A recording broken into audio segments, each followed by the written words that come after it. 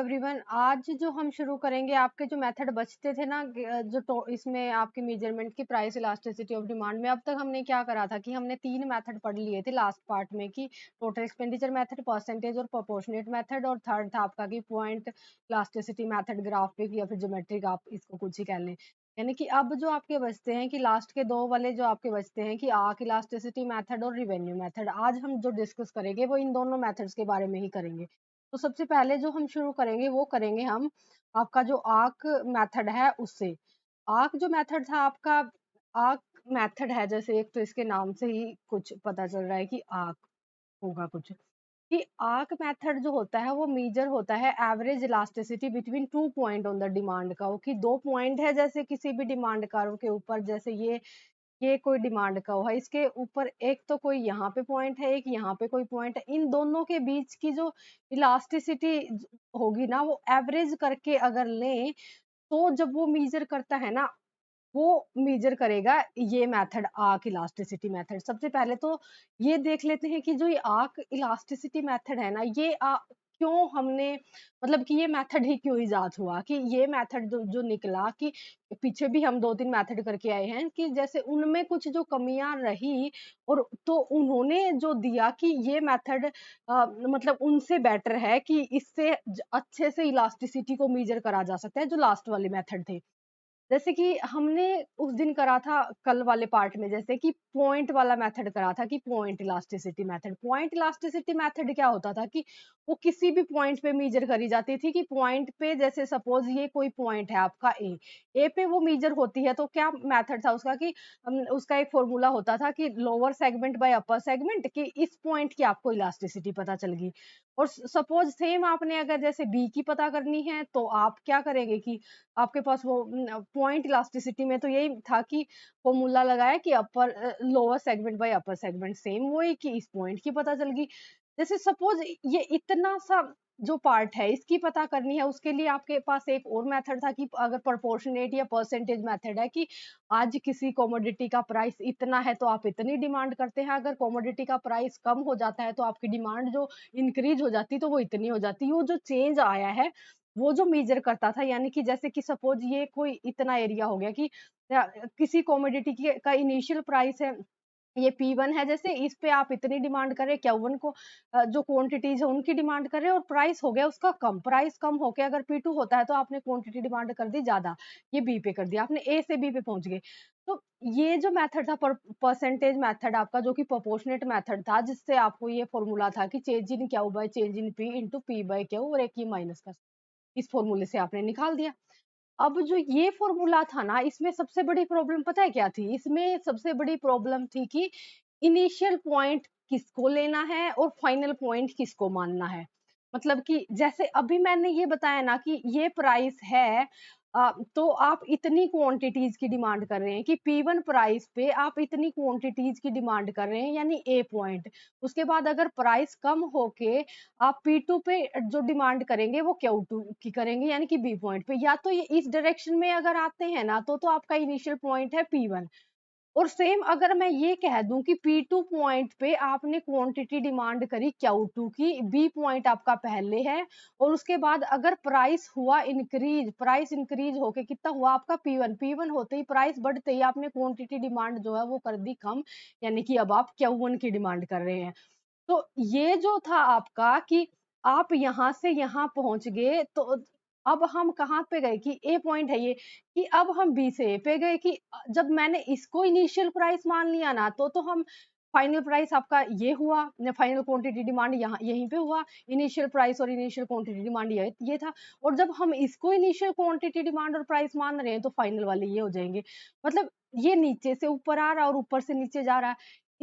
इस में पता है इसमें क्या प्रॉब्लम आती है? इसमें जो प्रॉब्लम आती है ना, इसमें आती है वो जो इलास्टिसिटी आपका जो निकल के आता है ना, वो डिफरेंट होती है, कि आप जैसे ही चेंज करते हैं ना, कि इनिशियल आपका ये है, फाइनल वो है, इनिशियल फाइनल का अगर चेंज करने से ये इसकी जो इलास्टिसिटी बनेगी, इसकी अलग बनेगी, इसकी बनेगी अलग, की ऐसा तो फिर वो गलत हो जाएगा, कि हमें सेम ही इलास्टिसिटी चाहिए ना, तभी तो वो क्वेश्चन में करेक्टनेस की इलास्टिसिटी निकाल रहे हैं, और वो गलत ही निकल आए कि नीचे से ऊपर जाने में अलग आ रही है, ऊपर से नीचे जाने में अलग आ रही है। तो उसका जो सॉल्यूशन दिया ना, वो तो दिया आपका आर्क इलास्टिसिटी मेथड ने। सबसे पहले तो हम एक एग्जाम्पल से वो समझेंगे कि ये गलत मतलब कि ये अलग-अलग कैसे है, कि लास्ट जो हमने कल वाले चैप्टर में फर्स्ट पार्ट में मैंने करवाया था कि जैसे हमने परसेंटेज जब मेथड करा था, तो हमने उसका एक न्यूमेरिकल भी करा था कि उसमें जैसे कि इनिशियल और फाइनल प्राइस मान के हमने कर लिया था। लेकिन अब सेम कि अगर इनिशियल और फाइनल प्राइस और क्वांटिटी डिमांड की पोजीशन चेंज हो जाती, तो इलास्टिसिटी भी चेंज हो जाती है। तो बड़ी समस्या है कि इलास्टिसिटी तो एटलीस्ट उस एरिया की सेम ही रहनी चाहिए। मतलब हमें एग्जैक्ट जब पता ही नहीं चलेगा, तो फिर उसको मेजरमेंट करने का क्या फायदा अलग-अलग आने से। तो हम किसी फाइनल कंक्लूजन पे पता ही पहुँच ही नहीं पाएँगे ना। इसलिए आर्क वाला मेथड आया।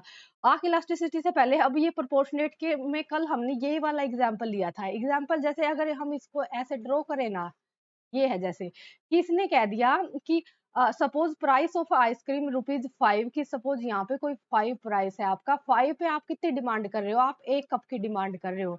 एक तो आपका ये पॉइंट हो गया, ये पॉइंट है। उसके बाद कि if price of ice cream falls to rupees 2, अगर प्राइस गिरा, प्राइस यहाँ पे मान ले आपका 2 है, 2 गिरा, तो आपने डिमांड कर दी 4 की, डिमांड कर दी आपने जैसे कि 4 की।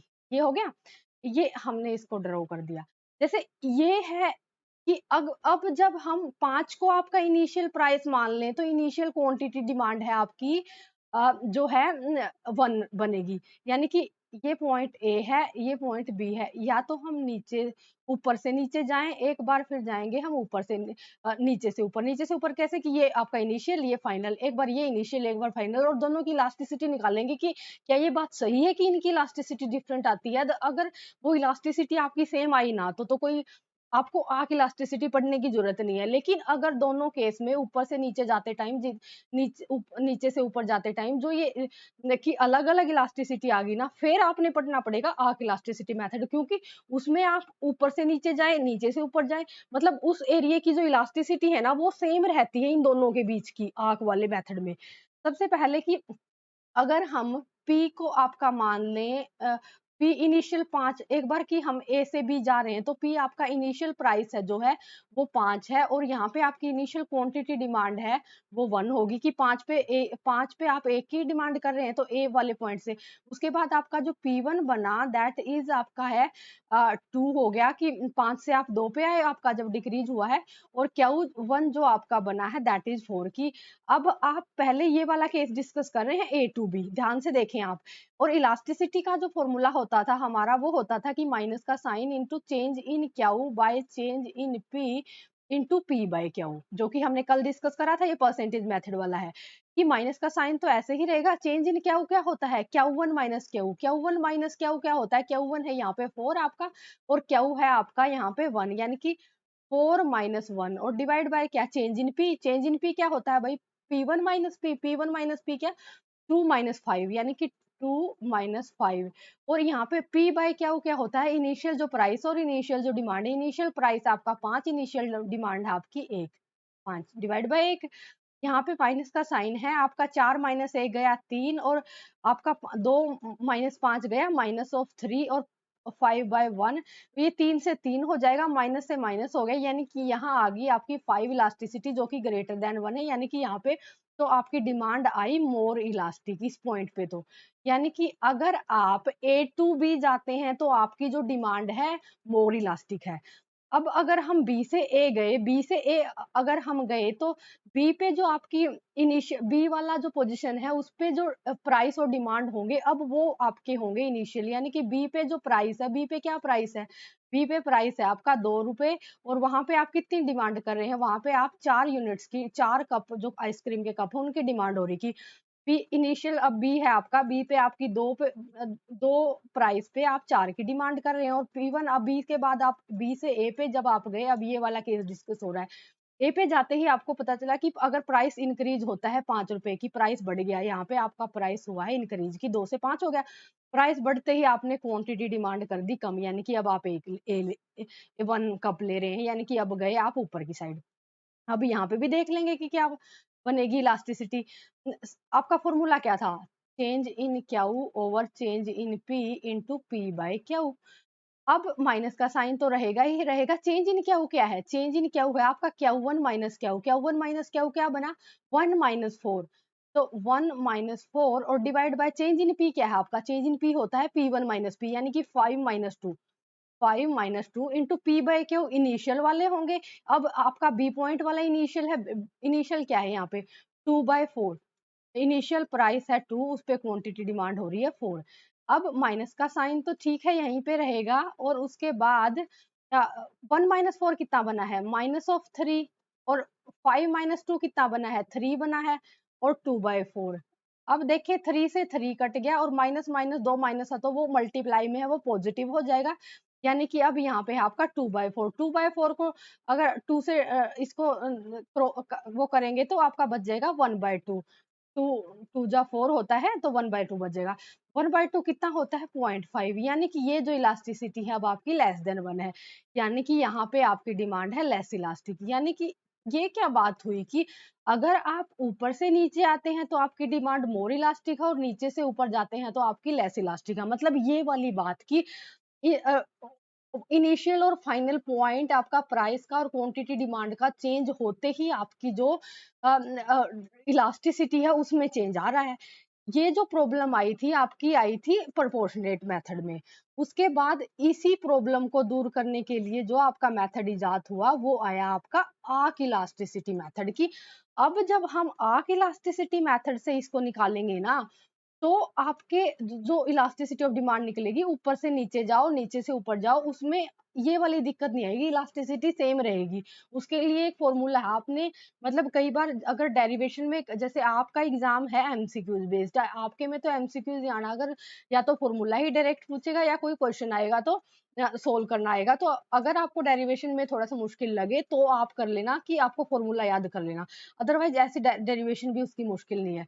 सबसे पहले तो अब इलास्टिसिटी वो ही मेजर करनी है कि इस एरिया के बीच की, जो कि अब हम देख आए हैं कि पीछे कि उसमें ऊपर से नीचे जाते टाइम, नीचे से ऊपर जाते टाइम चेंज आ रहा था इलास्टिसिटी में। अब हम देखेंगे कि इलास्टिसिटी ऑफ डिमांड जो हम आर्क मेथड से है वो हम कैसे करेंगे।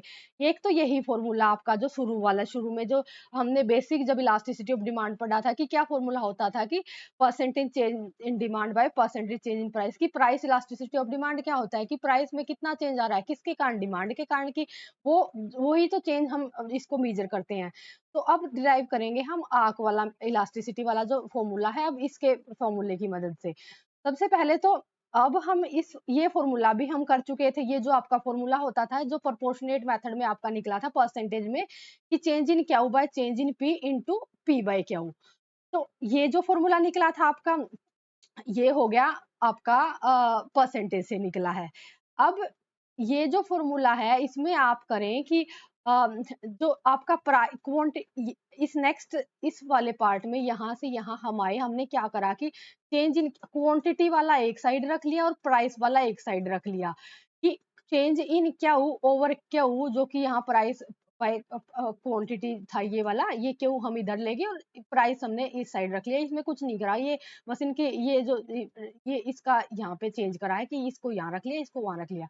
उसके बाद अब जो हमने क्यू का करना है, क्यू क्या होगा? ये जो क्यू होने वाला है आपका, वो होगा Q1 प्लस Q2 बाय 2। यानी कि वो जो दोनों पॉइंट है ना, आप उन दोनों का एवरेज लेना है, कि एवरेज ले लें। अब जैसे कि ये ए और बी है ना, अब यहाँ पे ले अगर इनका प्राइस में तो देखें ना, तो प्राइस में इनका एवरेज कर लेंगे, और क्वांटिटी में देखें तो हम इनका क्वांटिटी का एवरेज, मतलब इनका एवरेज लेना है हमने a प्लस बी बाई 2 करके। इस टाइप से इन पॉइंट्स का, इनके इन पॉइंट्स का कैसे कि इस पॉइंट पे जो प्राइस है उनका दोनों प्राइस का एवरेज और क्वांटिटीज है उनका एवरेज, कि उससे अगर करके निकालेंगे तो वो हो जाएगा आपका कि फिर उसमें ये वाली प्रॉब्लम नहीं आएगी। क्यू में तो होगा क्योंकि अब आपके पास दो जैसे कि इनिशियल और फाइनल वाली समस्या खत्म हो जाए, इसी के लिए हमने करा है कि क्योंकि क्यू एक इनिशियल होता था और Q1 एक फाइनल होता था, कि अगर हम उन दोनों को ऐड करके 2 से डिवाइड कर दें, एवरेज वैल्यू निकाल दें, और सेम प्राइस में कि एक इनिशियल प्राइस है, एक फाइनल प्राइस है, उसका डिवाइड कर दें 2 से, एवरेज वैल्यू प्राइस की निकाल दें। अगर ऐसे करें तो फिर उसमें वो वाला इश्यू नहीं आएगा।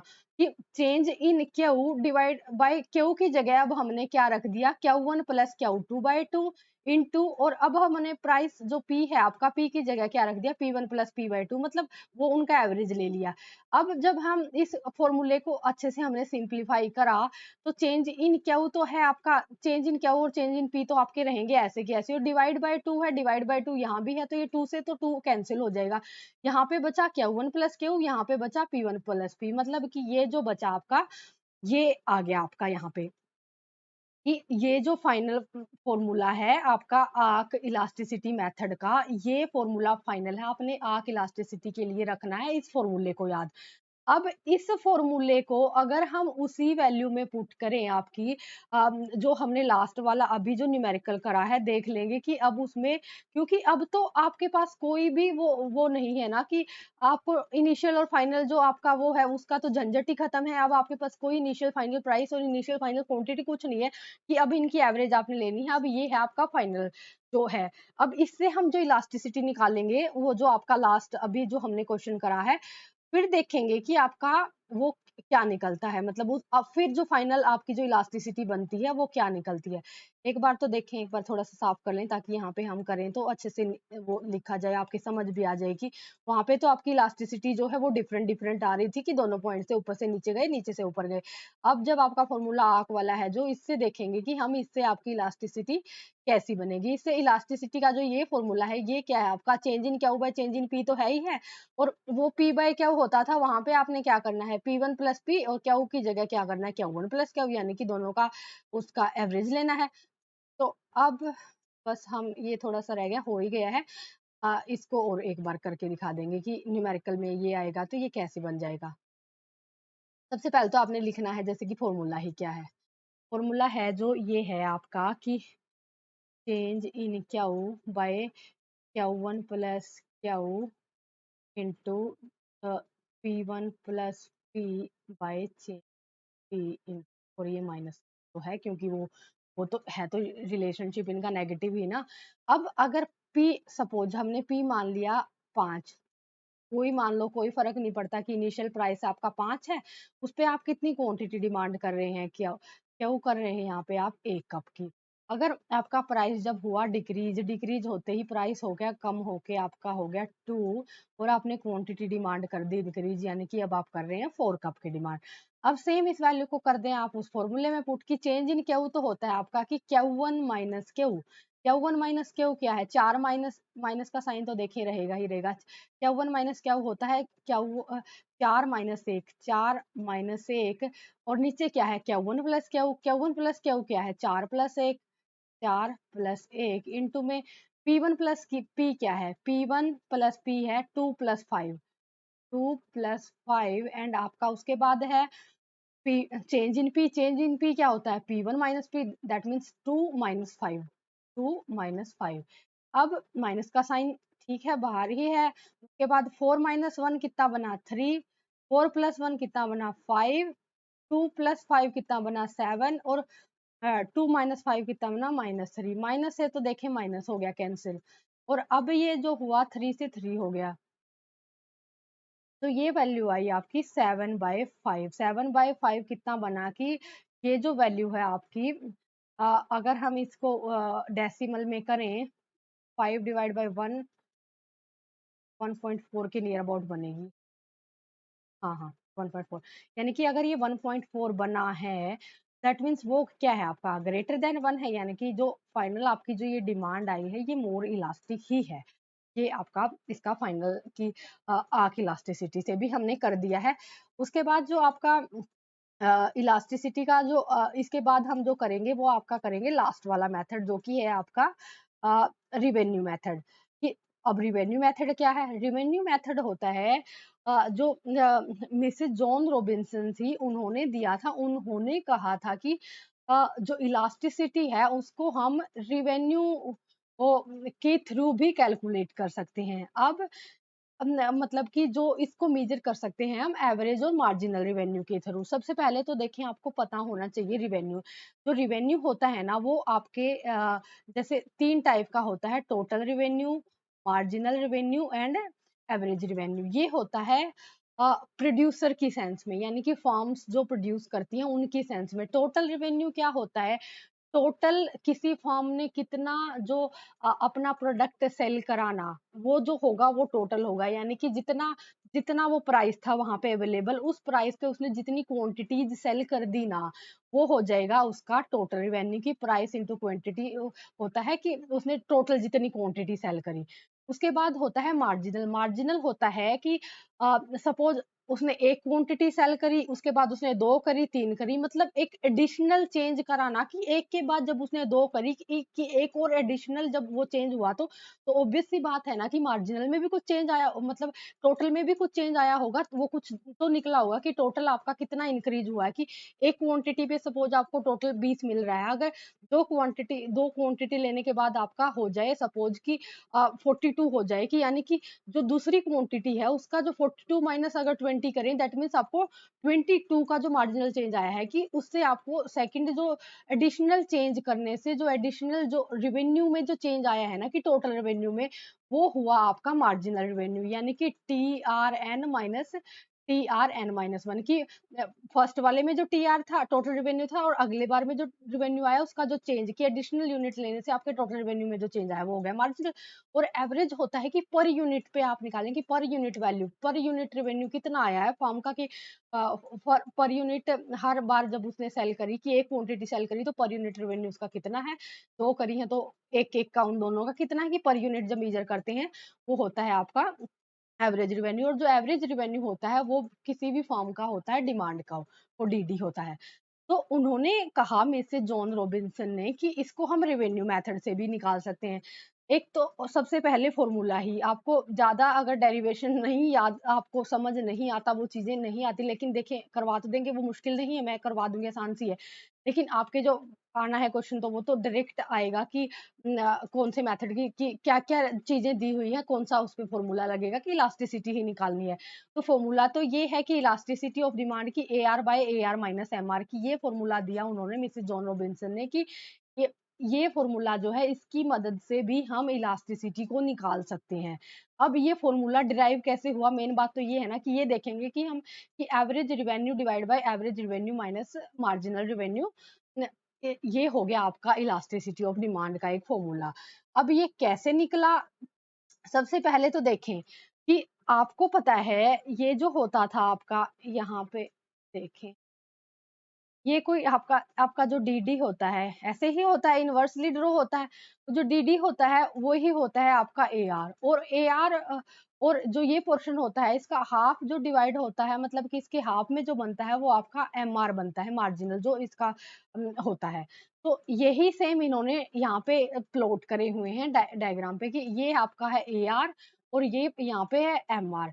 अब जो एआर होता है ना, जैसे कि जब हम पॉइंट इलास्टिसिटी से निकालने थे ना, किसी भी पॉइंट का निकाल लेते थे, जैसे किसी पॉइंट, ये सपोज आपका कोई पॉइंट पी है, पी से कैसे निकालेंगे कि ये इतना प्राइस है और इतनी क्वांटिटी है, पी वाले पे क्या, अगर पी की आपने इलास्टिसिटी निकालनी है तो क्या फॉर्मूला था आपका, कि lower segment bye upper segment, यानी कि नीचे वाला पार्ट डिवाइड बाय ऊपर वाला पार्ट। यहाँ पे नीचे वाला क्या है, ये हो गया आपका, ये जो पार्ट है ये है आपका पीबी डिवाइड बाय पीए। तो यहाँ तक आप पहुँच गए कि पीबी बाय पीए है।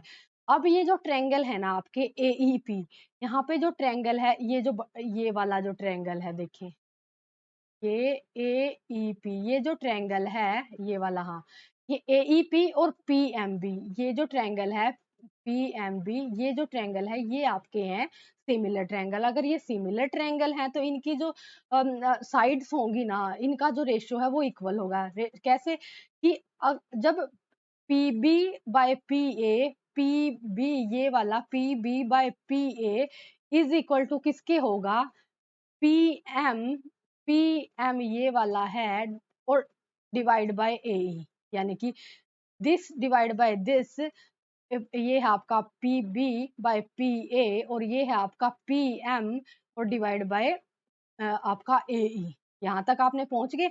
अब ये हो गया। अब जो ये आपका यहाँ पे जो आप अ, इसको क्या लिख सकते हैं, देखें आप नेक्स्ट स्लाइड में, कि अब हम पहुंचे हुए थे PM by P AE, PM by AE, यानी कि ये जो फॉर्मूला यहाँ पे पहुंच गए हम, क्योंकि ये जो ट्रायंगल थे आपके ये थे सिमिलर और इनकी जो साइड्स के रेशो थे वो आया था आपका इक्वल।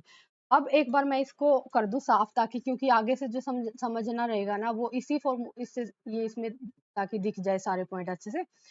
अ, तो जो नेक्स्ट है आपका, यहाँ पे आप पहुंच गए कि ये है हम, कि अब हम हैं हमारे पास, क्योंकि देखें ये वाली वैल्यू अगर जस्ट इसके इक्वल है दैट मीन्स हम ये भी तो लिख सकते हैं ना कि अब हमारी इलास्टिसिटी ऑफ डिमांड हम यहाँ तक है कि P M by A E है। उसके बाद जो ये ट्रायंगल है आपके A E T and T P L, A E T and T P L क्या है यहाँ पे आपके, ये देखें ये ट्रायंगल है आपका ए ई टी, ये जो ये वाला है ये वाला है और ये है आपका, ये जो ट्रायंगल है ये है आपका कॉन्ग्रुएंट ट्रायंगल। अगर ये कॉन्ग्रुएंट ट्रायंगल है दैट मीन्स ये जो होगा ना आपका, आ, ये ये side A E is equal to ये हो जाएगी आपकी पी एल, यानी कि यहाँ पे हो जाएगा आपका A E is equal to P L. अब क्या कर सकते हैं आप यहाँ पे, P M by A E की जगह क्या हम पी एल लिख सकते हैं, क्योंकि अब हमें पता है कि A is equal to P L है, तो पी एम बाई हो गया यहाँ पे पी एल, ये निकल गया। अब देखें ये जो पी एल क्या है, पी एल देखें ये यहाँ है एल, ये है पी एल, और ये जो पूरी लाइन है ना, ये जो पूरी लाइन है ये है आपकी, ये जो पूरी लाइन है ये तो है आपकी पीएम, और ये जो इतना सा है आपका ये है, और ये एक बार देख, ये जो आपका इतना सा है ना वो क्या है, एक बार फिर से देखें कि मैं एक बार साफ ही कर दूं इसको ताकि फिर आपको अच्छे से हो ही जाए क्लियर। ये देखें, हाँ ये जो पूरी लाइन है ना ये तो है आपकी पीएम, ये देखें आप ये तो है आपकी पूरी है पीएम, और इस पॉइंट तक क्या है आपका पीएल, और आगे है ये एलएम, यानी कि क्या हम इसको पीएल पीएल को मैं ऐसे लिख सकती हूँ, क्या हम तो आपका पीएल को हम ऐसे लिख सकते हैं कि पीएम में से हम एलएम घटा दें, बात तो वही है ना कि पीएम में से हम वो घटा दें आपका एलएम, ठीक है। अब देखें ये जो है आपका पी एम है टोटल पूरा, और ये है इतना पी एल और ये है एल एम, यानी कि पी एल को क्या हम ऐसे लिख सकते हैं, पी एम में से आपने एल एम घटा दिया, ये P M minus L M.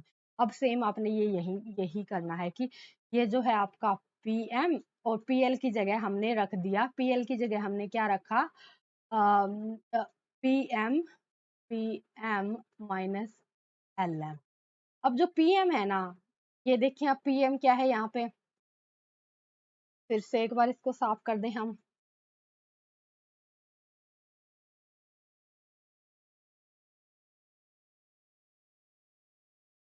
ये देखें पीएम जो है ना आपका, ये है पीएम, ये जो आपकी टोटल लाइन है, यानी कि पी प्राइस पे इतना कोई प्राइस है और इतनी डिमांड है, यानी कि ये है क्या है आपका, ये एवरेज रेवेन्यू पे है आपका पॉइंट, और ये क्वांटिटी डिमांड, यानी कि ये है आपका यहाँ पे एवरेज रिवेन्यू, और यहाँ पे पीएम को लिख सकते हैं हम एवरेज रिवेन्यू, और एलएम क्या है, जो एलएम वाला पॉइंट है ना ये कहाँ से निकला है, ये जो ये वाला पॉइंट होता है ये आपका मार्जिनल होता है, मैंने कहा ही था कि जस्ट हाफ की एवरेज का जस्ट हाफ होता है मार्जिनल, तो ये जो सेकंड लाइन है ये मार्जिनल की है, कि अब यहाँ से कोई प्राइस बना, ये प्राइस है इस क्वांटिटी पे, यहाँ पे कुछ बना है दैट मीन्स वो क्या बना आपका, ये है आपका एलएम क्या है, ये आपका मार्जिनल रिवेन्यू है, यानी कि इस तरह से ये क्या फॉर्मूला बना आपका कि A R A R divide by A R minus M R, यानी कि ये जो फॉर्मूला जो कि आपने पीछे पढ़ा था कि जो मिसेस जॉन रॉबिन्सन ने दिया था कि ये फॉर्मूला बन जाएगा, ये है कि फॉर्मूला लास्ट वाला कि A R divide by A R minus M R, इस तरह से ये हो गया आपका रिवेन्यू मेथड भी कंप्लीट। इस तरह से आज हमने जो कल और आज में हमने दो पार्ट्स में जो इसके जो हमने सारे जो मेजरमेंट के मेथड है वो हमने डिस्कस कर लिए प्राइस इलास्टिसिटी ऑफ डिमांड के। अब जो आपका बचता है इसमें वो बचते हैं कि कौन से फैक्टर है जो होते हैं आपकी प्राइस इलास्टिसिटी को जो अफेक्ट करते हैं, वो इम्पोर्टेंट है, क्वेश्चन वहीं से भी आ सकता है। और उसके बाद जो आपका इनकम और क्रॉस इलास्टिसिटी वाला बचता है, और इनकम और क्रॉस वाले में ज्यादा नहीं है, उनके जस्ट एक फॉर्मूलेज हैं, वो चीजें हैं, और वो जल्दी हो जाएगा। ज्यादा जो बड़ा है इसमें वो प्राइस इलास्टिसिटी वाला ही था, क्योंकि इसमें कई सारे इसके मेथड थे चीजें, इसमें इसलिए इसमें ज्यादा टाइम लग गया। Thank you.